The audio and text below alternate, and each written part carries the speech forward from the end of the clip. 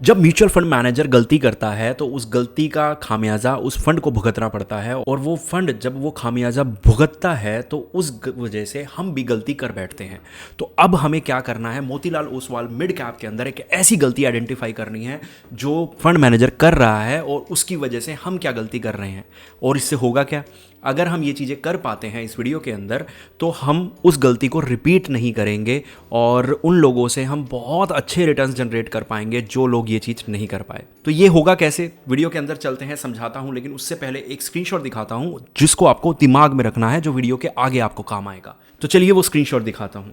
ये आप स्क्रीन पे देख रहे हो, यहाँ पे ये नंबर्स ध्यान रख लेना। फंड याद रख लो कौन से हैं, सभी के सभी सेम ही हैं। किसी भी एक फ़ंड को याद रख लो, फाइनेंशियल फ़ंड है, ठीक है, फाइनेंशियल सर्विसेज का फ़ंड है, और ये आपके 1 ईयर का रिटर्न है और ये 3 मंथ्स का रिटर्न है।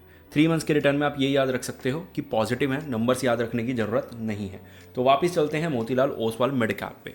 अब इस फंड के बारे में बात करने से पहले कि ये फंड वर्थ इट है या नहीं, शॉर्ट टर्म में हाँ या ना दोनों जवाब हो सकते हैं, लॉन्ग टर्म में हाँ या ना वो ढूंढ लेते हैं पहले, शॉर्ट टर्म की तरफ बढ़ने से पहले।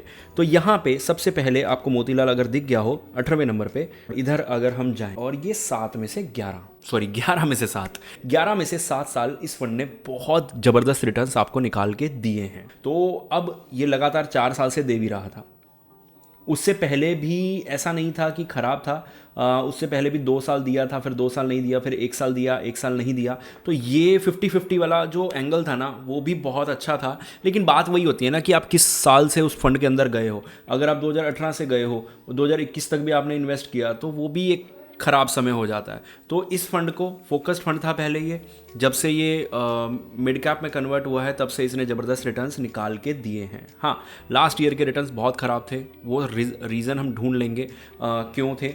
लेकिन उससे पहले अगर आपको लगता है कि भाई इतनी रिसर्च कौन करे, ठीक है, आपको लगता है कि ये रिसर्च आप नहीं कर सकते, तो कुछ नहीं करना है, आपको चैनल सब्सक्राइब करना है। और अगर आपको लगता है कि यार चैनल भी सब्सक्राइब कर लिया, अब हमारे पास टाइम भी नहीं है, क्योंकि नॉलेज अपडेट होती रहनी चाहिए, फंड्स अपडेट होते रहने चाहिए, तो उसके लिए आप स्क्रीन पे नंबर देख सकते हैं ताकि आप वेल्थ एग्रेसिवली बना सकें और साथ ही साथ वो गलतियां ना करें जो बिगनर्स करते हैं।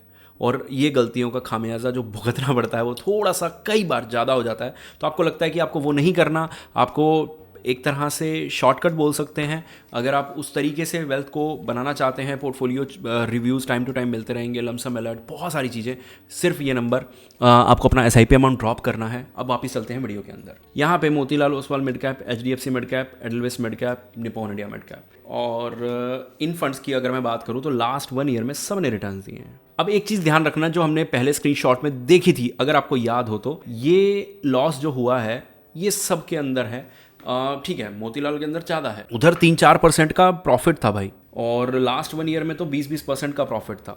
तो ये 20% प्रॉफिट आया कहाँ से, जबकि मोतीलाल के अंदर लॉस है। अब पहली बात तो ये प्रॉब्लम है कि इसका जो आप स्टैंडर्ड डिविएशन देखोगे हायर साइड पे है, इतना हाई किसी का भी नहीं है।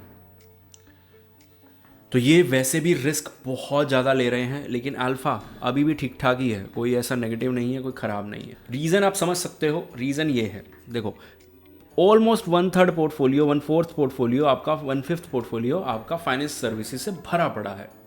यहाँ पे आप देख सकते हो जिस सेक्टर में बहुत ज़्यादा गिरावट आई है वो इनके पास है, लेकिन फिर भी ये अपने उस सेक्टर का एक्सपोजर नहीं बढ़ा रहे। इन्होंने अपनी स्ट्रेटजी चेंज नहीं करी और ये वेट कर रहे हैं। अभी भी इनके टॉप के फंड्स अभी भी वही हैं जो पहले थे, तो ये उस ट्रस्ट को रख के बैठे हुए हैं।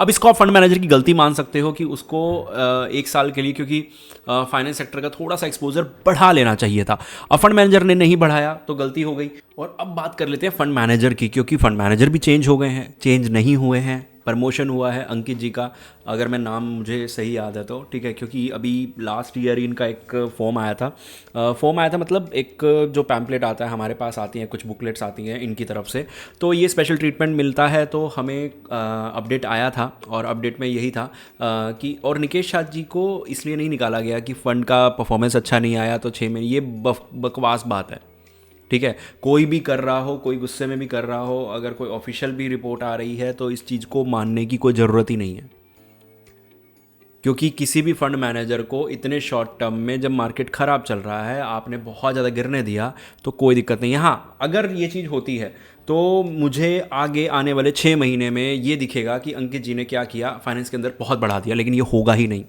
आप देख लेना, आज इस वीडियो को सेव कर लो, इस शॉर्ट एक इसमें कमेंट कर देना, ठीक है, और उसका स्क्रीनशॉट ले लेना। उसके बाद हम 6 महीने बाद जब इसकी वीडियो बनाएंगे ना, तो बात करेंगे इसके फाइनेंस सेक्टर का एक्सपोजर कहाँ पे है।